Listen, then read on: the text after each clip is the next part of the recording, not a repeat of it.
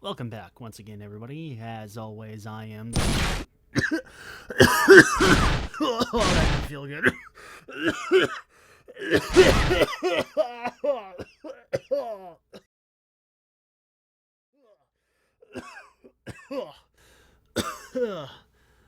Oh, that's better. Where was I? Yes. As always, I'm the wonderful and spectacular Jay. So sit down and relax as I tell you about what I've been reading this time.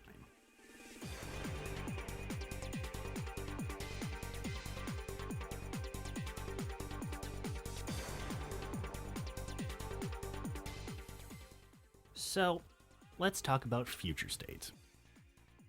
So, what exactly is Future State all about? Well, it's a bit vague, but I'll do my best to explain it. See, back in about early to mid 2019, we started hearing news about a mysterious new project DC was working on.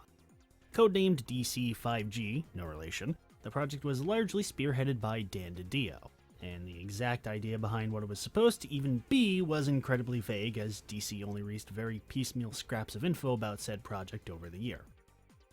Major runs and storylines are getting wrapped up, entire books are being cancelled, lots of mentions of generations and timelines, and the overwhelming sense of finality made it clear.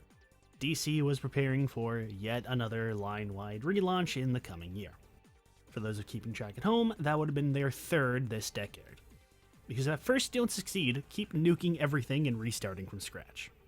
Well, okay, to be fair, it wasn't a reboot per se, as the old continuity would still be in effect, but there'd be a massive company-wide time skip that would see all of our old heroes and familiar settings be completely changed, with either new identities in the costumes of old heroes or new heroes outright replacing the old ones.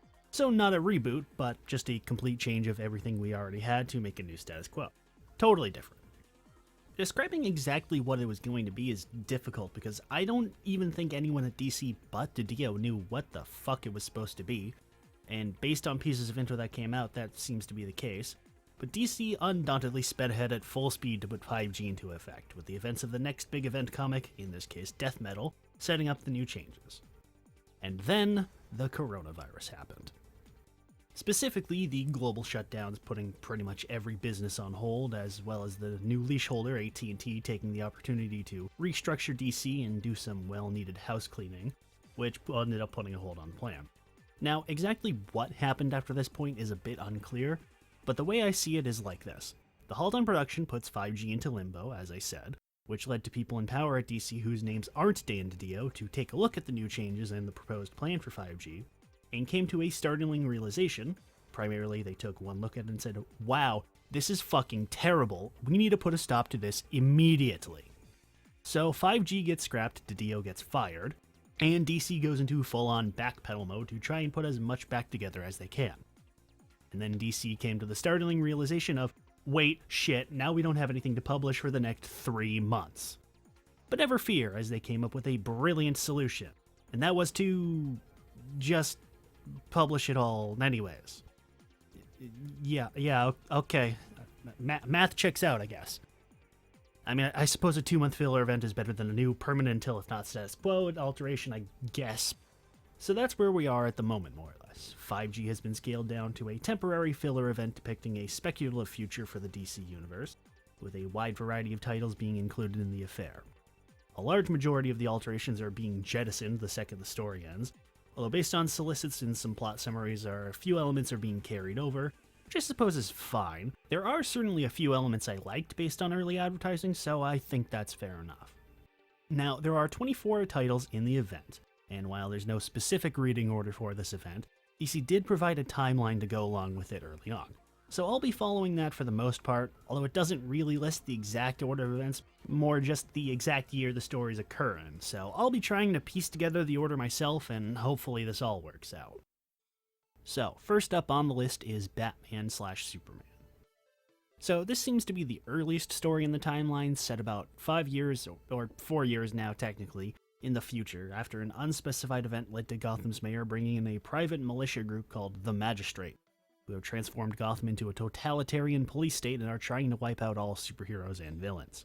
The story of the issue itself focuses on Soups and Bats trying to take down a drug smuggling ring after a mysterious new drug starts spreading out of Gotham and into Metropolis.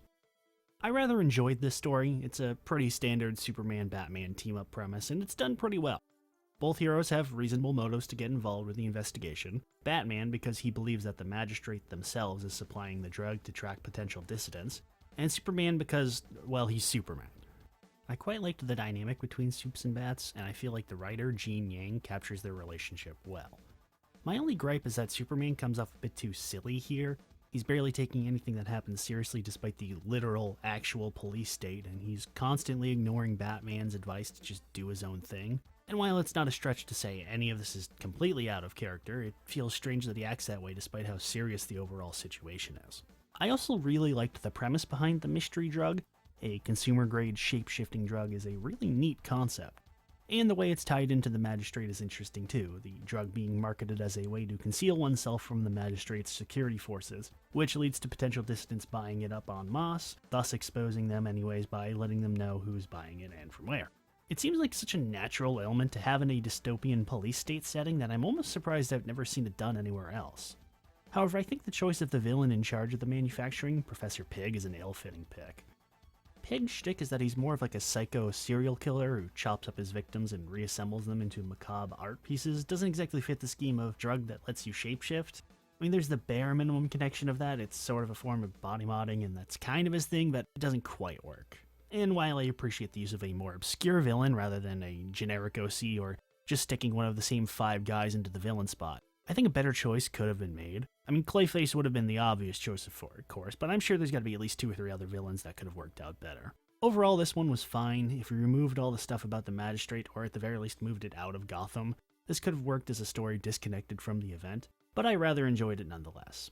I think the art is a bit spotty, however. It's certainly well drawn, and the way the shapeshifting is drawn is both disturbing and amazing, but the coloring leaves a lot to be desired. It has that feeling of somebody having used a real photo reference to color everything, so they try to go for a photorealistic look to it, but then it just looks gross and everybody looks like they're super greasy. It's not a total turnoff, but I think it makes the art less pleasant to look at. Also, I appreciate the Animal Man cameo in it. It's been a while since he's been relevant. Thank you, Yang. Now, sometime after this, Batman dies. Okay, except not really. See, this is where the sequence of events gets rather complicated.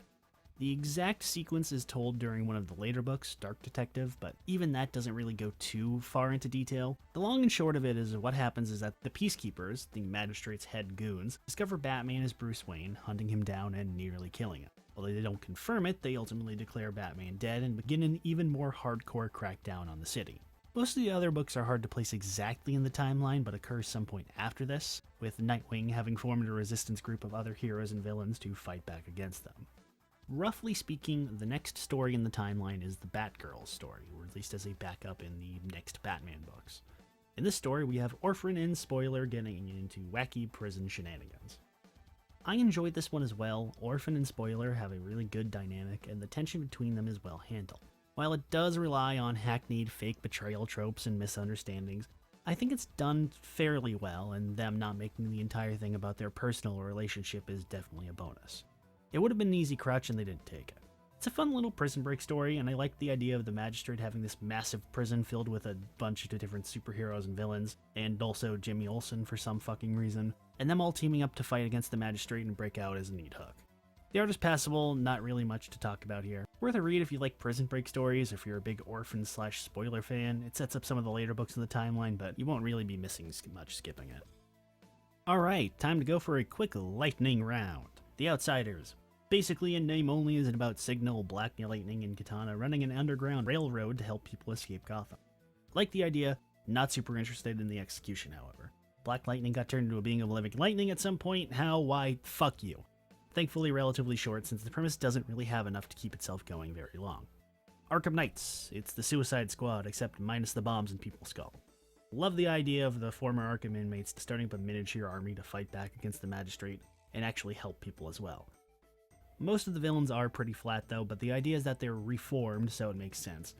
Arkham Knight herself is fine. I like the suit, and the color scheme is way better than the one it had in the Arkham games, but god, she just does not stop talking ever. Action is well done, and it doesn't get overwhelming with all the villains, and it lasts just long enough to stay interesting. Red Hood.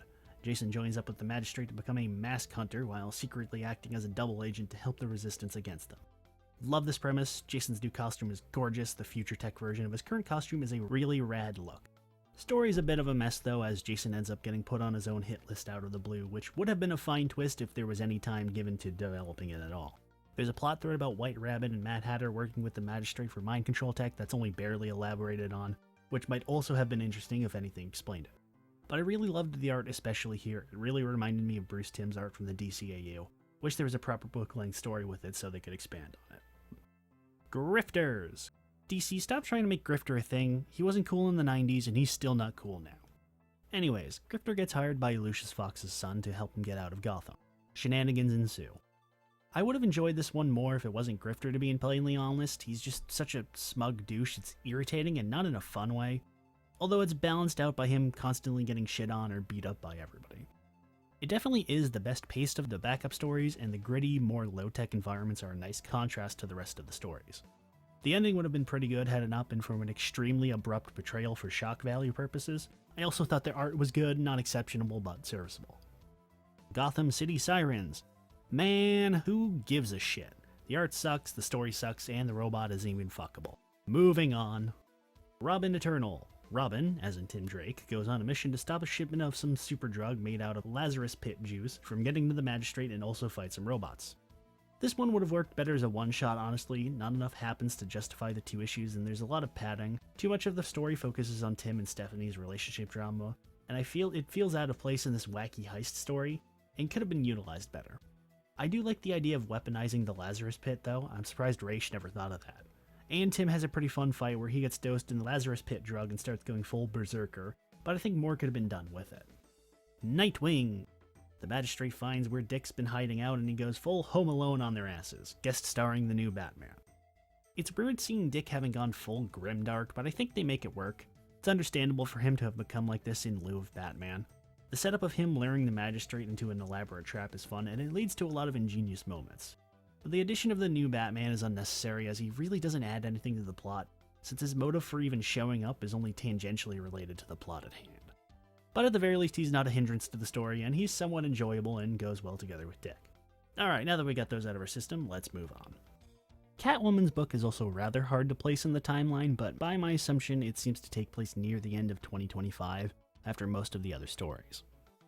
Anyways, the story itself is yet another heist story, of a sort, as we focus on Catwoman trying to hijack a train full of innocent people and children that the Magistrate are dragging off to re-education facilities against their will. Interesting choice of a story to have Catwoman be the star of, but it actually makes sense. What is a high-speed jailbreak on a moving train if not a very elaborate and nebulous heist? Yeah, I know it doesn't really work, so sue me, but I liked it. It's a surprisingly tense story, as it has a lot of that heist story pacing to it, where there's this ultra-detailed and multi-layered plan to pull off with lots of moving parts, and even the slightest mistake jeopardizes the entire thing, but even higher stakes than a simple robbery. Catwoman might seem out of place here, but I think they handle it well. It helps that they don't give her some ulterior motive for plotting the breakout, and that she just genuinely wants to help people. I also really enjoyed the juxtaposition we get of the big bad Magistrate guy bragging about how great his security force is, only to jump cut to him being proven completely wrong. It's a simple gag and I like its use here. Speaking of, there's a really fun fake out the story has where the Magistrate's got super beefed up security in one of the train cars, and there's a big mystery of who they've got in there, and they keep leading you to expect that it's Batman. And who does it turn out to be? Moderately obscure Green Arrow villain Onomatopoeia. Cannot say I ever really expected to see him again. Of course, it turns out that Batman actually was on the train the whole time, so double fake out, I guess. I also really enjoyed the art. It's got a very interesting style that lends itself well to the story. It's hard for me to describe exactly what it is I like about it, but it is a very unique style for a superhero comic to have. I also really like Catwoman's new costume. It's very sleek and the blue works great at providing detail in key areas, and it complements the black well. Not a too big fan of the mask though, it looks like a biker helmet someone stuck cat ears on. Again, this is a pretty stellar story, but its connection to the overall meta plot of Future State drags it down. Worth a peek if you like heist stories though. Next up we have Harley's book, and god damn it they got me again, but I actually enjoyed a Harley Quinn story. In this book, Harley, who's been captured and imprisoned by the Magistrate, again, is given a deal by them to offer her expertise to track down and imprison other escaped supervillains in exchange for her own freedom. I gotta say, I really enjoyed this premise a whole lot. It's basically Silence of the Lambs, but instead of weirdo crossdressers, it's still weirdo crossdressers, but you get the idea. And it's a fun use for Harley too. These are the kind of stories with her I enjoy, where they actually do something with her being a psychologist, and it's utilized well, using her abilities to psychoanalyze other Bat villains, and letting the Magistrate come up with the perfect counterattacks is fun. She also plays off of Scarecrow, who's mostly sane and working with the Magistrate really well. He functions as a good straight man for her to work off of, and I like the idea of her trying to tempt him also back into masked villainy too. Sadly, a lot of this gets dropped in the second issue when the focus turns from them trying to take down loose villains and attention is focused solely on Black Mask. I think it's a bit of a waste, and they should have stayed to just picking off baddies one by one. There's some good direction here that gets squandered somewhere near the end, and it's disappointing me because this is a concept that could be expanded on, but there just isn't enough done with it in my opinion. The biggest selling point, as well as the biggest turnoff, is the artwork. It's very fluid, and there's a great deal of care put into the movement of the characters and how it flows from panel to panel. The artist uses a lot of soft, rounded edges that makes the characters and the environment very expressive and, ironically, sharp. Going off of that, there's a very heavy use of very light, soft colors, predominantly various shades of pinks and blues, which leads to everything feeling very weirdly cinematic. Unfortunately, this has the trade-off of oftentimes making certain panels rather difficult to discern what's going on, and whenever they mix the colors, it leads to very jarring and very distracting pages that should, in theory, be great-looking pages, but they just come off worse than they should. Speaking of cinematic, there's a heavy use of vignetting and lens flare that comes off as very distracting and, again, subtracts from the quality of the art overall. It'd be fine if it weren't for the fact that nearly every panel uses it in some capacity. Very solid book overall, but there's a lot to it that lessens the final result for me, which is a shame because I did quite enjoy it. Alright, the next Batman. In the next Batman, there is a new Batman. Alright, I think we're done here, moving on. Okay, fine. The story around the next Batman focuses on Lucius Fox's son, no not that one, taking up the mantle of the Bat to protect Gotham after Bruce's death. I really did not like this one at all, pretty much from the start. The book is entirely unfocused and keeps devoting time to plot lines that either aren't interesting or don't go anywhere. It can't decide whether it's a story about the Fox family's drama, or the unethical nature of an armed militia with blanket shoot-on-sight orders, or about the new Batman trying to establish himself in the city. The book goes into too many different directions and nothing is interesting enough to really focus on. The new Batman is horribly unlikable, and they can't decide on whether he's supposed to be this overly cocky and arrogant show-off or a brooding, depressed loner type who's trying to make up for past issues, and they don't bother trying to mix the two at all. As well, making the new Batman some completely brand new character, instead of anyone previously established, is just pointless since they don't even bother establishing anything about him. And I don't necessarily have a problem with the new Bat being some literally who with no connection to Bruce. After all, Terry McGinnis was some literally who with no connection to Bruce. Or at least he was until Epilogue, but we don't talk about that. But Terry at least had some kind of personal motivation for him to put on the goddamn suit. Tim, or Jace, or whatever the fuck his name is, only just barely has any kind of reason to become the Bat, of which the book only just barely infers to us, and without any kind of exploration into it beyond, here's one panel of a thing happening, leaves us with no reason to understand his decision to become Batman. And exactly how he becomes Batman is left as a total mystery. Where he gets the suit, the gear, all his safe houses, his whole connected network of a support team, is never even remotely alluded to at any point during the book. And based on the timeline, the real Batman could have only been killed like a few months before this at most, so it's hard to really say he found it from the real Batman because the real Batman hadn't fucking gone anywhere yet.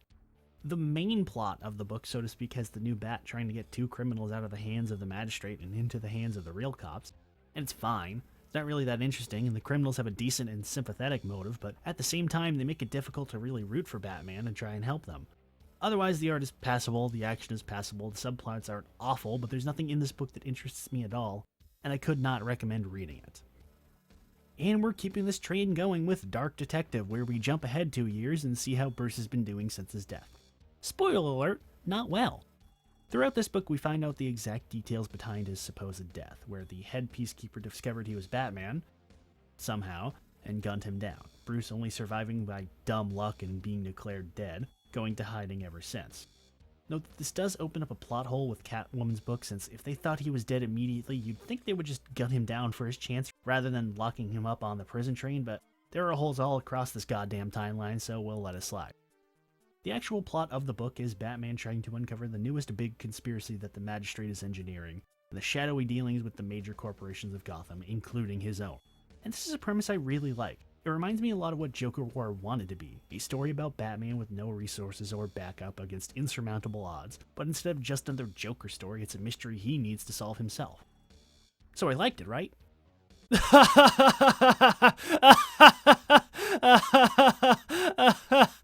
No. See, my primary issue is the writing. It comes off as what I'd describe as stupid people writing smart. They try to have Batman come off as very intelligent during his monologues, but they're very sloppy and it makes him seem like a giant moron or a crazy man. Well, more so than usual. And most of the actual mystery is told offhandedly, so the reader is left confused about Batman's plan of action somewhat.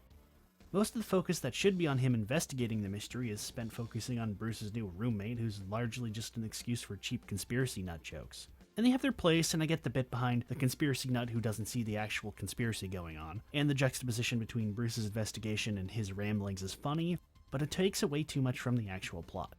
That, and again, despite being 4 issues, it wastes too much time on other things. The first issue itself is basically just setting up the status quo, and issues 2 and 3 could have been condensed into a single issue since not enough happens in either to justify their length other than more cheap jokes, and a pointless meeting with the new Bat, which basically consists of 2 pages of Bruce and Jace telling each other to go fuck themselves. The actual mystery itself should be interesting, with Bruce uncovering that the Magistrate is trying to set up 24 surveillance using microscopic cameras in people's homes, but it's not too shocking to learn since this is basically what they were already doing beforehand. And the stuff about the different corporations ends up being irrelevant to that in the end anyways. I do really quite enjoy the art style, however, similar to Catwoman's in a way with a lot of heavy angles and thick line work, but it feels much more refined, and the use of vibrant neons combined with heavy shadows leads to a very interesting style, very cyberpunky. I especially like how Bruce looks. You can tell just by how he's drawn that he's just totally exhausted and done with this bullshit, and the years of running and struggling have worn on him hard. I also like his bootleg bat suit coupled together from whatever old crap he had lying around. It's very ingenious, and I've always had a soft spot for the hastily made counterpart style costume, and the hastily spray painted bat logo is a nice touch. It's a shame because there are parts of the story I like, but the actual story itself is just not good enough for me to recommend it. And we're gonna go 3 for 3 on bad stories with The Flash. This one is just a mess and a half. So Flash and the other speedsters have lost their powers, and Wally, poor Wally, has become some sort of zombie vampire thing. A lot of what's going on is confusing since a majority of the info is told in the Teen Titans book, which comes after this, so if you were reading this in order, you'd have no clue what's happening. The main focus is Barry and the other speedsters trying to stop Wally, who's become some kind of super killer after being possessed by something claiming to be Famine of the 4 Horsemen of the Apocalypse. The idea itself is just stupid, and I think we can all agree that we're all sick and tired of the constant shitting on Wally, and it isn't helped by the fact that pretty much nothing but bad things happen to the Flash family. Bart is killed, Jay is killed, Wallace is killed off-screen, and the worst part is that we're told that all this affects them, but we're never shown that, and all it's for is just cheap misery porn. I do like the concept of a powerless Barry jury-rigging all the rogues' gear into makeshift power armor to fight Wally, but the fight itself is just not very interesting since Famine Wally just keeps no-selling everything Barry does, and it just becomes sort of depressing to watch. It's just an awful read overall, and I just feel apathetic about everything that happens. It's just bad. Don't read it, just do yourself a favor and skip it. Following up from it is Teen Titans, and this one's actually alright though. So exactly what happened is still vague, but from what we get told, at some point between the present and now, by which I mean sometime in March when the new Titans book drops, the Titans got a whole bunch of new recruits, some older characters like Jakeem Thunder and, for some reason, Captain Marvel, and a whole bunch of new ones as well, including none other than Red X. Now for those of you too young to remember Red X, stop watching the video now because that means you're like 12 years old and I've already used the fuck word like 9 times by now, and I'm gonna use it more and I don't want your parents mad at me. But anyways, the quick version is that Red X was a recurring character in the old Teen Titans show. Originally just a fake identity Robin whipped up to try and fuck with Deathstroke, but then later he became an actual character after someone stole the costume. The mystery of who the new Red X was never resolved, and the character just sort of disappeared after the show ended, never appearing anywhere outside of the show. Until now! Anyways, after a series of vague shenanigans, Red X accidentally gets the Titans to unleash the 4 Riders of the Apocalypse, possessing Wally, that fat blue kid no one likes, And I'm not sure who the other two are. I think one is meant to be Donna Troy, but it's not clear.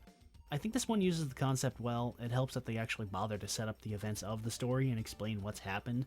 The tone is definitely very dour and grim, and there's clear tension between all of the Titans, but it actually makes sense with what's happened with the heroes since we're not left to figure out the events for ourselves. There is some degree of things being left vague. For example, Beast Boy and Cyborg have been fused together, and why or how is never explained. And I do like the idea behind Cybeast, as they call themselves, but it's also very silly. There's a bit too much happening off screen. The Titans are formulating some plan to stop the Riders, but basically everything happens when we're not seeing it, so they just keep introducing things like the Spear of Destiny when we weren't looking, only for it to not even matter to begin with. I feel like a lot of the important details are being saved for the new Titans book to the detriment of the story here, but it's not that it's impossible to figure out or anything. It's better than a lot of the other books being offered for this event, but it's not perfect. Check it out if you're a Titans fan or if you're reading the new book, but you'll likely won't be disappointed either way. The ending of the book leads into the Shazam book, where we pick up 2 years later. Marvel's become leader of a new segment of the JLA, and Marvel's gone just a wee bit cuckoo.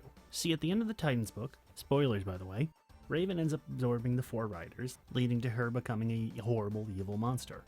Again. And Marvel ends up dragging her off to the Rock of Eternity to imprison her, planning on keeping watch over her for all eternity. However, who decides to show up but fucking Neron, who manages to trick Marvel into a deal, splitting him and Billy into 2, leaving Billy to act as a ward to keep Raven locked up, while Marvel returns to the real world to continue being a hero. Since apparently the wisdom of Solomon didn't tell him that making a deal with fucking Neron was a bad idea, Marvel ends up cursed and starts seeing monsters everywhere he goes. I'm not a big fan of this one as the Titans book. While the idea of Captain Marvel minus Billy Batson causes him to go kill crazy could have been done well, it's not really explored all that much, and it's not even much of a surprise since we're shown that something's wrong with Marvel pretty much immediately.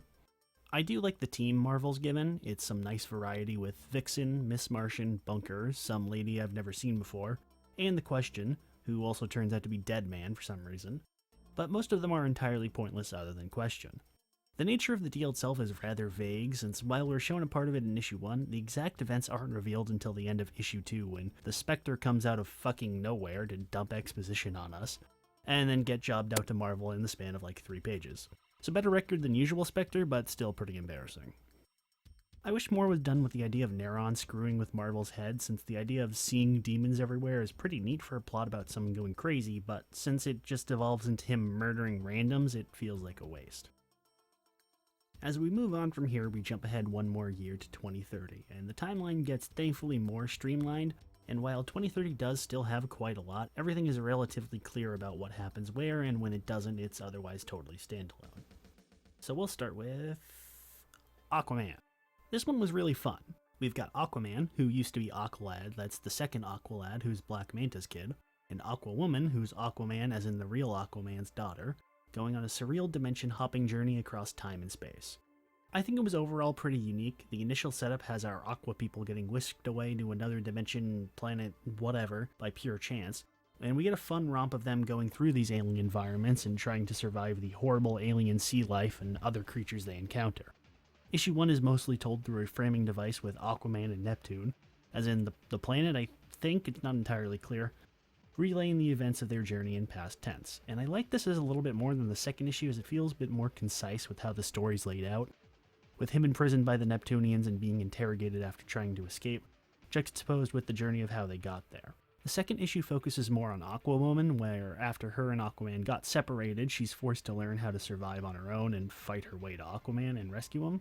And while I like the training montage-esque setup, I think it's a bit weaker since she's kind of whiny and there's this back and forth bickering with her and some weirdo fish things that gets really old really quick. But the big climax with her coming to the rescue was exciting, and I like that the ending is left open even though the story will never be resolved. The art is definitely the high point of the story. It's super vibrant, and they really went all out with the very alien designs for the various creatures they come across. Some of them are just ever so similar to real fish, but the differences make them that more uncanny, and I love it. Read it for the art alone, if not for the story itself. It is a pretty bare-bones story, but enough happened to keep me entertained. Up next is Suicide Squad. I must say, it's weird seeing Amanda Waller be the villain of the story. I mean, openly the villain. I know she's always the villain of a Suicide Squad story, but usually not directly. Anyways, for once our Suicide Squad isn't working for her, but rather working to stop her. This one gets a little weird since it leaves certain things unanswered for long stretches of the book, but this time around, Waller has made herself her own bootleg Justice League to do her dirty work, and the Suicide Squad is the ones trying to stop her. This was really fun. I liked the idea of Waller doing her usual shenanigans to force supers into doing her dirty work, but doing it openly is an interesting twist. Her bootleg league, consisting of Talon as Batman, Clayface as Manhunter, someone called Hypnotic Woman as Wonder Woman, the Fisherman as Aquaman, some literally who called Bolt as Flash, and most interestingly, Superboy as Superman. I like Connor's addition to the team, makes sense to use him since everybody else is totally insane, and any other possible Superman analog would have been a very bad idea for Waller to try and control.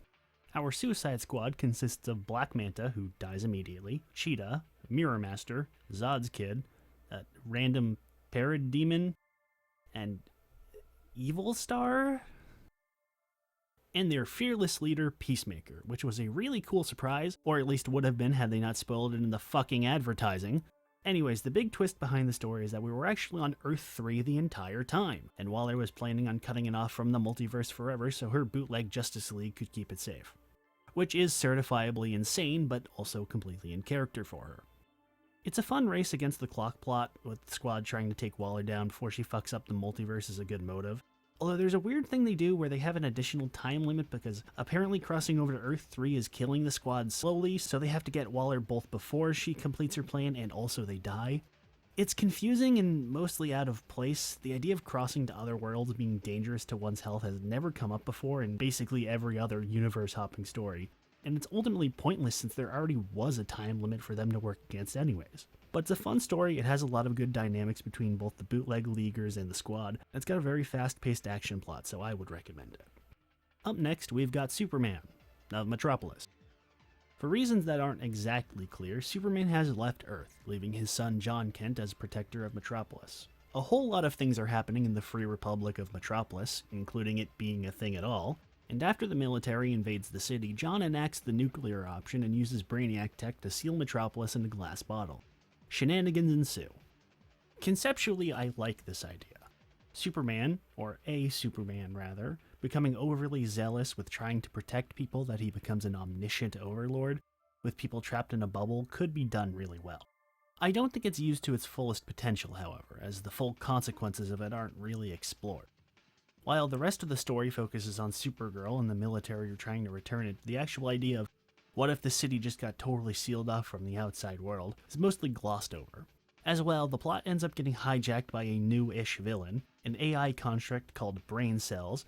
Yes, the pluralization is intended, but since it's basically just a rebuilt Brainiac, it might as well just be Brainiac. I certainly like the moral aspects for John, the crisis of faith that leads to him taking drastic action, and it's done pretty well in my opinion. And even though the runtime is short, I don't think him learning his lesson is rushed to a conclusion. But the rest of the story really wasn't all that interesting to me. There's a lot changed with Metropolis' status quo that is only barely just explained that leaves the story to be rather confusing. Definitely worth reading, but I personally felt it was lacking. The book had two backup stories, one about Mr. Miracle and the other The Guardian. They're both relatively fine. Miracles is about him getting stuck within the domed Metropolis and trying to figure a way out with limited power in his mother box. And The Guardians is about him trying to save Jimmy Olsen after he gets kidnapped by some crazy cult lady. They're both decent. Miracles has a lot of really fun action with him trying to figure out a way to escape the dome while being chased by some random-ass giant robots that come out of nowhere. And it's fun seeing him trying to problem-solve ways to get out of danger, but it's mostly just a showcase for fun action scenes and is largely devoid of any plot. Guardians isn't really that interesting though, while it's a fun showcase of the people of Metropolis on a civilian level and seeing how the city's holding up while being trapped in the dome, and it's got a lot of cute moments in it, but the actual plot of Jimmy being held hostage is pretty much solved without the Guardians' involvement, which leads to him largely being superfluous in his own story. But it's relatively short, so it's not a bad read. Chronologically, this is followed up by Superman: Worlds of War. As previously mentioned, Superman has left Earth at some point in recent time, leading to him largely being deified in his absence. Why did he leave? Not really explained, but the first issue is largely about people discussing exactly what happened to him and where he went. Did he get killed in some grand cosmic threat? Did he ascend to a higher level of being? Has he taken a new form and gone off to a distant world to be the Superman for a new culture? Actually no, he's just on War World, but that's besides the point. I found this one to be very entertaining. It's this great spotlight on Superman as a concept and what he means to different people, and how he's viewed across the world. Too often, new writers try and force Superman to represent their own personal biases and viewpoints to the detriments to his character, making him into nothing more than a man-shaped hammer to bludgeon the audience with. And that's what this really is in a way. It's a bunch of people who are essentially twisting Superman into a personal vessel for their own viewpoints. And it's a really great story concept. I like how after Superman's gone, he's become this weird pseudo-religious figure that people worship, Smallville having basically become a tourist trap to draw in weirdo obsessives who come to bask in the glory of Superman. It might be a bit ridiculous, but it does remind me of Death of Superman a lot, where after his death, people formed a legit cult around him. Granted, it's not nearly as ridiculous as that got, so that's a bonus. My only issue is that it never really explains why Superman left Earth, or why he's on Warworld for that matter. There's a single line where Superman mentions that he's come there to, quote, break every chain on Warworld, both figuratively and literally, I suppose, but it's not elaborated on any further than that. And it's a great motive, of course, but the lack of any additional setup leaves me wondering. The second issue is really great too, as it gives this really great take on Superman, as told through the lens of an obituary that he had written about someone else, a man from humble beginnings who sought to fight for the peace of all and who wasn't clouded by any kind of bias or hatred, who fights for those who can't fight themselves but abhors violence. It's great, and it's so well written that I think you should give it a read even if you're not a Superman fan. Worlds of War had three backups, one also featuring Mr. Miracle and continuing on the plot from the previous two, with Miracle being whisked away to Warworld and inadvertently joining Superman's plan to take down Mongul, which is mostly just more of the same from last time, so refer back to that section. There's also a story with the Midnighter getting into all sorts of fun with paradoxes and violence, which had a fun art style but wasn't anything special, and one about the Black Racer, which sucked and I don't care about. There are two more stories in the year. First is Justice League Dark, where Merlin has returned and has gone full magic Hitler, leading to the JLD fighting tooth and nail to try and put an end to his scheme. It's a pretty fun story, and I always enjoy the all the magical characters team up to take down some threat behind the scenes type of stories, and has a very nice and moody art style that suits the tone. Also, Detective Chimp is Etrigan's host now, so really that's reason enough to read it. As well, there's a story about a Wonder Woman adjacent character named Nubia. You know the saying, if you have nothing nice to say, don't say anything at all? Moving on, in 2035 we get Green Lantern. We focus on John Stewart as the leader of a ragtag band of peacekeepers trying to assist in the evacuation of a world in the midst of a siege by an army of Khund in service to some mystery god. I thought this one was pretty fun, nothing special though. The Lantern power battery has been destroyed. Why, it's not explained, of course. Get used to this answer, by the way, if you haven't already. So John has to make do without his ring, which leads to a lot of ingenuity on his part, and I rather enjoyed it. It lends itself to his origins as a soldier well, having him in this role. They could have gone a variety of routes with the Lanterns losing their powers, again, and I like that they left John in a very similar position from before. While I do like the theme of John and his team being powerless in the face of an unrelenting horde, I think they go just a tad overboard with it, with about half of his crew being killed by the end, which doesn't exactly inspire confidence. As well, I like how they end up defeating the Khund using a peaceful solution and not just pulling some Deus Ex Machina superweapon out of their ass to win it. Granted, it does still feel like an ass pull since there's very little foreshadowing towards it until a few pages before it happens. It's certainly an enjoyable read, and I definitely recommend it, especially if you're a fan of John Stewart. We get a couple of backups here as well, one with Jessica Cruz, which is basically just Die Hard but on a space station, and is fun but nothing special. One with the Teen Lantern? Teen Lantern, this is a real character, right? Like, this isn't a prank or anything? It is? You sure about that? Alright. Okay. Well, one with the Teen Lantern, stuck on Mogo with no powers, which is pretty boring and I found her really annoying. There's also one with Hal going across the galaxy to try and figure out what happened to the Green Lanterns, in which nothing really happens at all but wasn't offensive or anything. And one with Guy Gardner, where he crashes on an alien world after his ring dies, and accidentally becomes a religious prophet to the natives, which is absolutely hilarious for one, and probably my favorite read of the event. Especially since they don't go the obvious route of using Guy as a punchline and actually having him solve every problem the society has and basically creating a utopia by accident. We jump ahead another 5 years to 2040 for the Justice League, where we get our new team of John Kent, the new Batman, Aquawoman, that Green Lantern girl from the Far Sector books, who I'm not super familiar with, but I've heard is pretty good. The new Wonder Woman, introduced during Future State, but technically appears here first chronologically. And a new Flash, uniting to solve a mystery after the Legion of Doom is mysteriously killed by an unknown threat. I enjoyed this one more than I expected, to be entirely honest. Williamson did not disappoint. I like the overall theme of the book. It's all about secrecy and trust between the heroes and the pros and cons of it and how it can lead to problems. We're told that at some point in the past, the old League was nearly destroyed after an unnamed member discovered all the League's secrets and turned on them, leading to the League implementing a strict no exposed identities, no friendships, etc. rule set. And it's about John struggling to keep the new League going while holding himself to these rules, but wanting to follow in his dad's footsteps. And it's very interesting, and it fits his character well.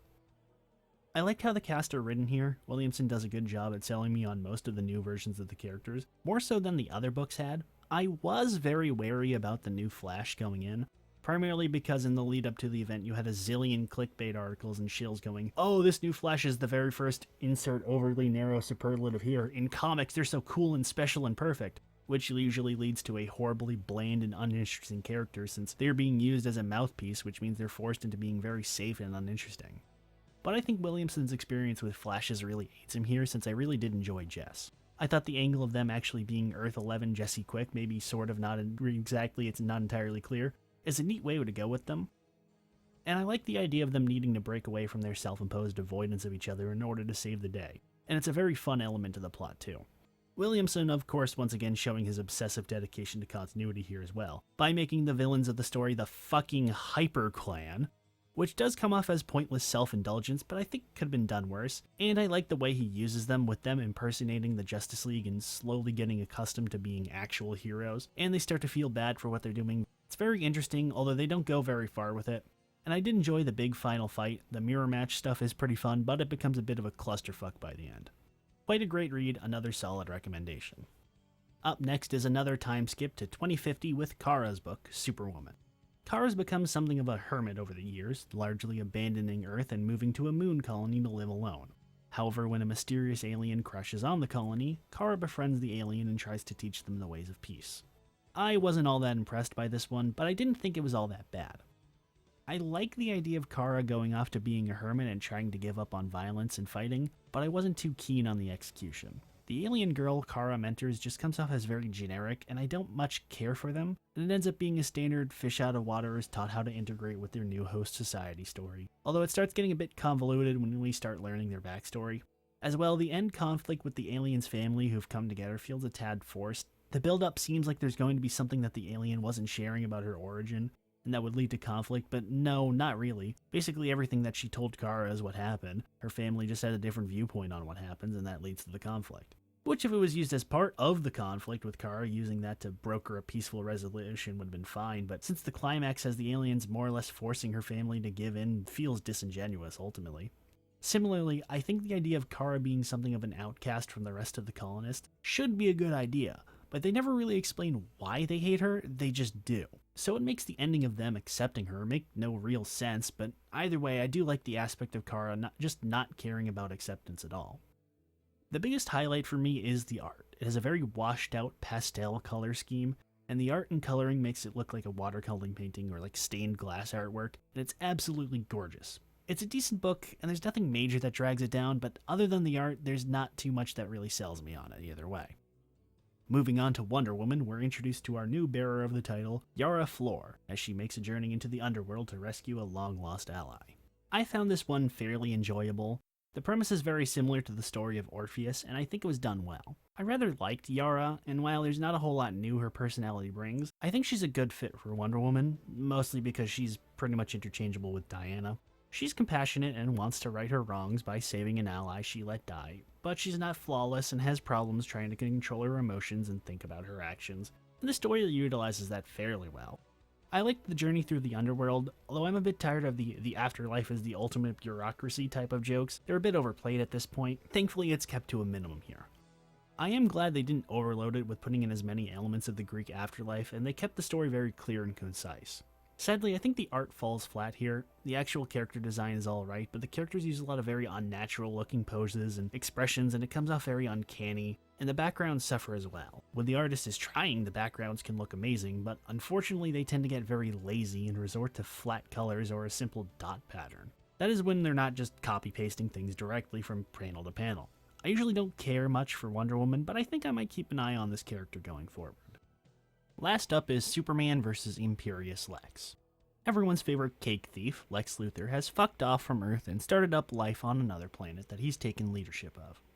But after a crisis befalls his world, it's up to Superman and Lois Lane to get the United Planets to help Luthor and his world. Once more, a rather fun story here, but I do have some issues with it. Now, I'm not going to discuss much of what I have issues with, since the story isn't complete yet, as the last issue doesn't come out until fucking April, and as such, any issues may get fixed by the end. But I like this concept of Lex becoming this charismatic dictator of a poor and underdeveloped alien world. It reminds me of when Lex was president back during the 2000s, and he was still totally obviously evil, but no one said anything about it. I'm not that big of a fan of how they have Lex in full-on Silver Age batting mode here, and it strains the credibility of this civilization accepting Lex somewhat. It'd be fine if he were at least pretending to actually be a good person in public, but they don't even do that. I did like how they had Superman be the one who petitions the United Planets to help Lex and his planet. It speaks to his character well, even though it's technically his fault that he needed help to begin with. Lex using his planet's media to spread propaganda about Superman and the UP is a great idea too. I especially love the covers being sort of parody political comics. It's such a nice touch. I think the issues are a bit disconnected though. I wish it was more about the UP having to deal with Lex and his world, and the bureaucracy that comes with it, but only about half of the second issue deals with it necessarily. Granted, it probably would have gotten old after a while, so it's a hard thing to really balance. Personally, I want to see how the last issue goes, but the two issues we got are rather enjoyable reads. Yeah, hey, hi, Future J here. So I totally didn't realize that the final issue of this came out during the editing process, so I ended up reading that. Long story short, yeah, basically all of my problems are still there. The story feels a little disconnected, and it just kind of keeps jumping around from plot to plot. But I thought it was alright. Again, Lex is a little too cartoonishly evil here for his own good. And while it's fun to have cartoonishly evil Lex, it doesn't really work for the story. Other than that, yeah, I mean, nothing really else to add. We get one last little time jump to 2070 for Superman and Wonder Woman, where our two heroes inadvertently team up after they both encounter threats screwing with the sun. I wasn't much of a fan of this one. I feel like the premise for the team up was forced and they really didn't mesh together well. On one hand, you have Wonder Woman dealing with a pissed off sun god who wants attention, and on the other hand, you have Superman having to deal with Solaris, who's returned to Earth for the 800 billionth time to try and kill Superman. On their own, I think they might have been fun, but together it feels a bit clumsy. I like the idea of Kuat, the sun god, getting into a feud with Solaris, and them wreaking havoc across the Earth by fighting, but they don't do a very good job at tying in Superman to this. Using Solaris feels like it was a tacked-on excuse to put Superman in, and not much is done with it. There's this ongoing theme about John being overworked trying to deal with the workload of being Superman, much like his dad, but it's also rather tacked on since the story doesn't really revolve around it. It might have been an interesting idea if there was more focus on it, but as it is, I don't care much for it. As well, the finale of John and Yara doing the classic villain switcheroo is fun, but it causes much of Solaris' involvement to be rather anticlimactic. But John racing Kuat was fun. And I did like that they went into elements of Brazilian culture for Yara, even though it contradicts her standalone story with her being tied with the Greek mythology, but whatever. And I think it would have been neat to see more of that. The weakest part of the story is the artwork. It's very sloppy, line work feels rushed, and anatomy is very wonky. Characters' faces shrink and grow and contort from panel to panel, and there's very simple mistakes that somebody should have caught. And it honestly sours the story for me. Not absolutely awful, but not really worth checking out at all. As we get closer to the end of the event, we start making much larger jumps in time, from 2070 to the year 3000. And first up is the double-sized House of El. This story features the far-flung descendants of Superman fighting to the death against an unknown evil that seeks to wipe out the bloodline of the Man of Steel. I absolutely loved this one from start to finish. From the premise alone and how well it's executed, it's probably the best story of this event. It's fun to see how far spread out Superman's bloodline has become in 1,000 years, and the wide variety of different L's is such a neat concept. It's such a natural idea that a lot of these distant future stories never really touch upon is just how far someone's family tree can spread over the centuries. And you get all these crazy variants like a half Tamaranian, half Kryptonian, or one who's a Blue Lantern, and it's done quite well, and none of them feel like they're just token elements done because, oh, this is a cool idea. And then even in the admittedly rather long single issue, they do a good job of getting you to understand what they're all like. And I like how the legacy of Superman has evolved into this massive empire with all sorts of different races and cultures under the banner of the name of El. It's another element that makes a whole lot of sense. The story itself is rather bleak, as their last city is on its final legs after an unending onslaught against an entity called the Red King. But even though it's bleak and the outlook is bad for the heroes, it's not depressing or grimdark. It still has a very hopeful tone to it. This is exemplified well when Theander, the aforementioned Thamarinian Superman, has a crisis of faith and believes that the original Superman never existed and everything they've fought for was in service to a hollow oath of truth and justice that is utterly meaningless to them, but ultimately reverses her decision and regains her faith. It's probably my favorite moment of the story. It does start getting a wee bit ridiculous near the end with stuff like the Army of Doomsday, or the pointless cameo by the Black Racer who shows up for basically no reason just to kill Brainiac 4, who's also in this story for some reason, or how the Red King turns out to also be a Kryptonian, but it never quite loses me. The action is really well done, and despite it making up a majority of the story, it never gets overwhelming. If there's any book of this event you should pick up, I would solidly recommend it that be this one. And then, of course, we have the Legion of Superheroes. You know, it's not easy being a Legion fan. You know, it's been a rather difficult time for the last few. Hang on, let me check my calendar. Decades for Legionnaires. But you know what? Being pessimistic about this isn't fair to it. So you know what? I'm willing to give this one a fair shot, because that's the right thing to do. And let's face it couldn't possibly be any worse than, oh, okay, never mind. Alright, let's get this over with. The United Planets lie in ruins. The Legion is no more, disbanded after one of their own betrayed the United Planets and brought about calamity. However, when information about the traitor surfaces, the Legion travel to bring the band back together and work to restore the galaxy to how it once was. Man, this story is a clusterfuck. I honestly don't even know where to begin. The story itself is mediocre to begin with. The heroes disband after a crisis but then have to reunite plot has been done to death by this point, honestly. And it's done even more poorly here. Very little is made clear to the reader. Characters are constantly speaking in overly vague terms or discussing things that the audience has zero context on, and the introduction of new characters is done very haphazardly. They'll just come right out of nowhere with zero setup, doing things for no discernible reason. Why is Triplicate Girl on some random planet fighting the locals? Why is Bouncing Boy flying around blowing up spaceships? Why have the remaining Legionnaires formed some weird-ass tribunal? None of these things are explained. It almost feels like Bendis picked characters at random with no care for their personalities or powers, and just slotted them into action set pieces he thought were cool. This extends to the villain, Element Lad, who up until a last-second swerve is given absolutely no motive for why he betrayed the Legion at all. And this lack of care extends to the writing as well. Bendis is already an awful writer, but I think he really outdid himself here because this is just garbage. None of the Legionnaires have any personality to themselves. They are all essentially carbon copies who have two emotions, quippy and sassy, or psychotic and violent.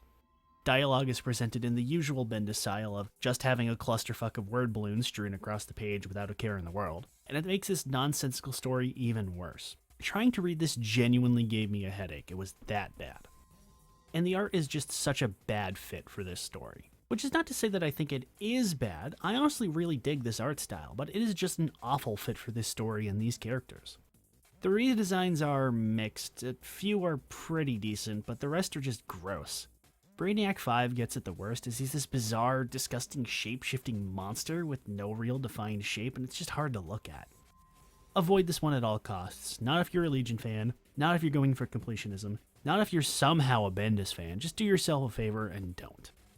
And we're entering the final stretch as we make another big step into the year 4500 for Swamp Thing. In the aftermath of yet another apocalypse, Swamp Thing has formed himself a family of other plant men, and as they live and prosper, they search for any remnants of humanity. But when they're found, it sets Swamp Thing and all his people on a quest that may spell the end of them all. I found this one rather dull, but I didn't think it was that bad. I thought the premise was neat, Swamp Thing being the leader of a society of plant people was interesting, but most of them are just background characters.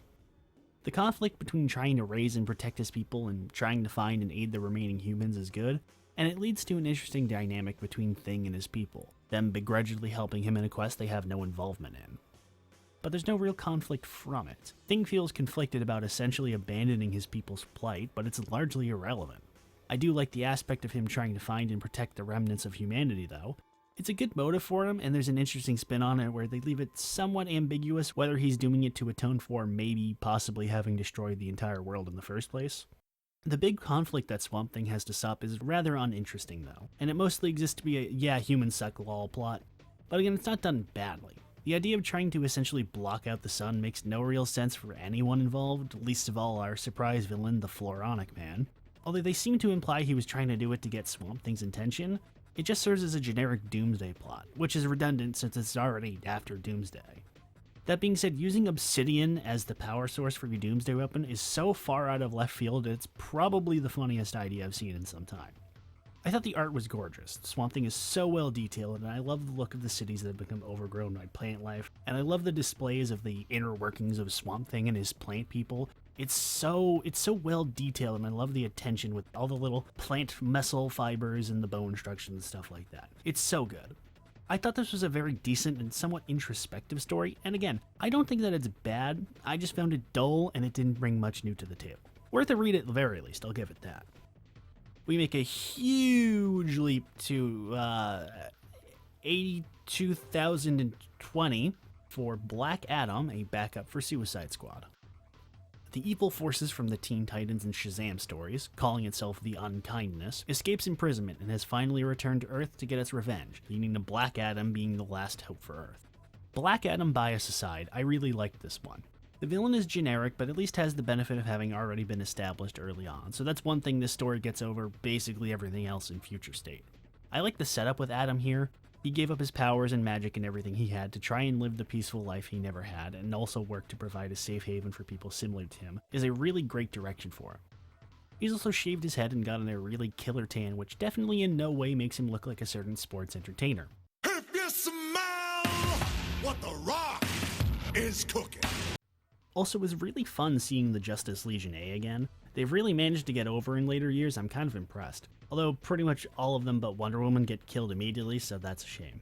Speaking of, they have a Black Adam hookup with 1-mil-1D, and I gotta say, probably the most insane ship I've seen from DC since they tried hooking up Harley with Booster Gold. But you know what? I'm down for it. I'm not as big as a fan of the second half when the arrival of Gold Beetle shifts the story into a wacky journey across time and space to stop the unkindness. But I do like the showcase of the different magical realms, it's fun. And I like them having like a safe haven for all of the other magical characters. It's a very neat idea. Once again, love the ending that leaves a cliffhanger that will never get resolved ever. Always enjoyable. I would say check out this one for sure, but your enjoyment may vary. And now for the grand finale, all the way at the end of time itself is Immortal Wonder Woman. As the universe itself comes to an end, as a cosmic force spreads across the universe, undoing all of creation, Wonder Woman leads a hopeless, desperate fight for survival in the wake of the end of days. I found this one to be pretty interesting, actually. I loved the idea of it as a whole, the vain hopelessness of the fight against entropy itself, and the existential dread that comes with it is a brilliant premise. Diane is really well written here as well. I like how she handles this oncoming inevitable end, and her sentimentality of the old ways being simultaneously what dooms her and what saves her is very well done. They do stretch it a bit thin by putting in so much of it. Over the course of the 2 issues, she has 4 different, "Oh, my clinging to the past has jeopardized my survival in the now. No, Diana, your love for the past and your fight for it has made you stronger than you realized" conversations, and they're less interesting each time. I like the one with her talking with Batman's ghost, but the one with Swamp Thing feels pointless since it comes almost immediately right afterwards. And there's a fight with Superman and Darkseid that just kind of drags on and isn't really that interesting. But the book ends on one with the Spectre, and I really like that one though. Speaking of, Darkseid's inclusion is weird here. You'd think they would have made him the antagonist, the idea that even at the end of time and existence itself, Darkseid still is, but no, he's largely a footnote. Him coming to Earth in the first place is weird since he doesn't have much of a reason other than wanting to go out in a blaze of glory, I suppose. And the fight itself is fairly dull. It almost feels tacked on in a way. I think if they had Darkseid as the main villain, but rather than a big dumb action scene, it's some kind of moralistic debate between him and Diana, it probably would have been pretty interesting. But that doesn't sell to the masses, so have him punch Superman around. The art doesn't really help much. It's very stiff and rather fittingly, I suppose, lifeless. The characters are well drawn, but they look very unnatural, and it comes off very clumsy. I do really love the ending though. It's bittersweet, but it's a very good fit both for the story itself and for Future State as a whole. I wish this book diversified Diana's plight a bit more, made it more thoughtful rather than being a jumbled mix of ideas. But it's an enjoyable read. I would honestly enjoy more stories like this. And so, as the universe itself comes to an end, so does Future State. So, that was a whole big mess now, wasn't it? Where do I even start summarizing it? I guess the most immediate answer is, did I like it? Well, hard to say really. If we take a look at all the books side by side and see which ones I liked, which I hated, and which I was just indifferent to, there are definitely more stories that I liked completely over stories that I outright hated. But at the same time, a large majority of the titles either were far too flawed to fully enjoy, or just didn't have enough going on for them. And I think that's what the worst part of this whole event is. There's just too much not worth checking out to even justify it. And if you consider that this was all supposed to be the new default, the new status quo that we'd be stuck with, if at most for a short while, as usually is the case, then I think we really dodged a bullet with its cancellation. If this was what we were going to be stuck with, then I think people would have left in droves after this, and it would have hurt majorly. Would have been the absolute end of DC in terms of physical comics? I don't truly believe so. With the AT&T merger happening regardless, I think it would have been likely been ignored or reversed eventually, but I do definitely think it would have affected DC in a major way. So this being relegated to a short event for the most part was probably a good thing for DC, but on the other hand, making it non-permanent led to a large majority of people just ignoring it outright. And honestly, I can't say I blame them. There were certainly some good stories and good ideas brought up, but they work better as wholly standalone concepts. Trying to cram in these ideas into a new canon would have more than likely led to a large backlash, regardless of the quality of the content. And do not get me wrong, I did not want 5G. I did not want yet another pointless reboot or continuity shift, since all it does each time is just cause headaches for everyone. Most of all DC, since inevitably all it does is hurt sales, since while sure it usually gets them a boost in initial sales, it almost always results in a stiff decline immediately. But in the form it took as a brief little what-if spotlight into a potential future or futures, it was pretty inoffensive. I think they could have done better with the attempted timeline. There's very little coherence between books, and outside of a small few, it's almost entirely unclear when certain stories should be taking place, or what leads to what, or what affects what, or the placement of things on the timeline makes events happen between books in impossibly small time frames. I think if there was a bit more of a coherent idea to the timeline, like how DC 1 Mill was, where everything is in the same year and there's sort of a meta-narrative between books, but most are just fun alt-future spotlights. Or on the opposite end, make it more like Armageddon, have every future be entirely disconnected from the other, and it's just a showcase of potential ideas. Trying to do both really hindered this, and I think the lack of anyone really in charge at the top hurt it. That and them trying to crowbar what was intended to be played out over likely the next year or two into about a month and a half definitely did it no favors. So, is Future State worth checking out? In its entirety, no. It's not worth it at all to check out every single title, and trying to read it in chronological order will just give you a headache. But I would suggest that if you want to give it a look, you should probably pick a story that has a character you like and give it a shot. With a few exceptions, you'll probably have a good time with it.